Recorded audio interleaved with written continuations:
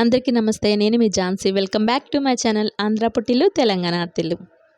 ఈరోజు మనం ఆంధ్ర స్టైల్ పచ్చి రొయ్యలు కోడిగుడ్డు కర్రీ చేయబోతున్నాం.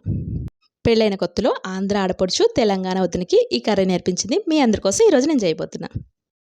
ఒక్కసారి మసాలా ప్రిపేర్ చేసుకుంటే బ్యాచెస్ కూడా చాలా ఈజీ చేసుకునే కర్రీ.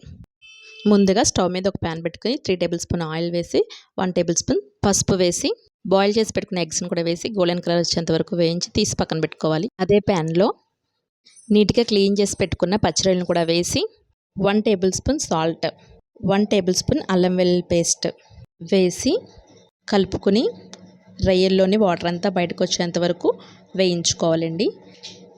ఇలా వాటర్ అంతా బయటకు వచ్చేసిన తర్వాత ఒకసారి కలుపుకోవాలి. మనం ఏ వాటర్ పోయాల్సిన అవసరం లేదండి. వాటర్ ఉంటుంది రొయ్యల్లో, అవి బయటకు వచ్చేస్తుంది. మొత్తం ఇలా వేయించుకోవాలి. వాటర్ అంతా ఇంకిపోయేంత వరకు ఫ్రై చేసుకుని తీసి పక్కన పెట్టుకోవాలి. ఇవి ఫ్రిడ్జ్లో స్టోర్ చేసుకుని 15 డేస్ వరకు ఏ కర్రీలోనే యూజ్ చేసుకోవచ్చు. ప్యాన్లో 2 ఆనియన్స్ కట్ చేసి వేసుకొని వేయించుకోవాలి. 1 టేబుల్ స్పూన్ పసుపు, 1 table spoon salt, 2 table spoon కారం వేసి కలుపుకొని మూత పెట్టి ఒక 5 మినిట్స్ వేగనివ్వాలి. వీడియోని చాలామంది చూస్తున్నారు కానీ లైక్ చేయట్లేదు. ప్లీజ్ లైక్ చేయండి.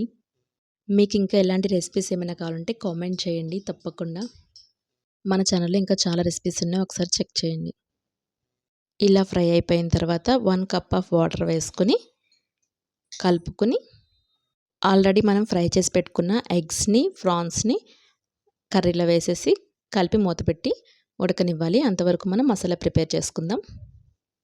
ఒక మిక్సీ జార్ తీసుకుని 5-6 వెల్లుల్లి రెబ్బలు, 1 ఇంచ్ అల్లం ముక్క, 4 లవంగాలు, 1/2 ఇంచ్ దాల్చిన చెక్క, 1 టేబుల్ స్పూన్ ధనియాలు, 1 టేబుల్ స్పూన్ గసగసాలు, 1 టేబుల్ స్పూన్ జీలకర్ర, 2 లవంగాలు వేసి గ్రైండ్ చేసి పెట్టుకోవాలి. ఉడుకుతున్న ఈ కర్రీలో 2 టేబుల్ స్పూన్ మసాలా వేసుకోవాలి. మిగిలిన మసాలా వేరే కర్రీలో యూజ్ చేసుకోవచ్చు. కలుపుకొని మూత పెట్టి ఒక 5 మినిట్స్ ఉడకనివ్వాలండి.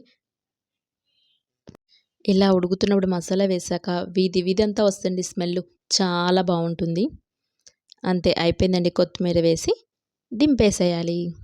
కర్రీ ఇలా ఉన్నప్పుడే దింపేసుకోవాలి. దింపినాక దగ్గర అయిపోతుంది. చూడండి ఎంత టెంప్టింగ్గా అనిపిస్తుందో కర్రీ. వావ్! మీకు నచ్చిందా? అయితే లైక్ చేయండి, షేర్ చేయండి, సబ్స్క్రైబ్ చేయండి, కామెంట్ కూడా చేసుకోండి. కర్రీ ఇలా చూస్తుంటేనే అబ్బా నోట్లో నీళ్ళు ఊరుతున్నాయి కదా. అయితే తప్పకుండా ట్రై చేయండి. ఎలా వచ్చిందో కామెంట్ చేయండి. అందరికీ థ్యాంక్ యూ అండి. 1 మంత్లో 200 సబ్స్క్రైబర్స్ అయ్యారు. చాలా థ్యాంక్ యూ. అందరికీ ధన్యవాదాలండి. ఇలానే మన వీడియోస్ చూస్తూ అందరూ సపోర్ట్ చేయాలని కోరుకుంటున్నా. ఇంకా ఏం చూస్తున్నారు? ఏం చెప్పాలి మీకు? ఈ సండే తప్పకుండా ట్రై చేయండి.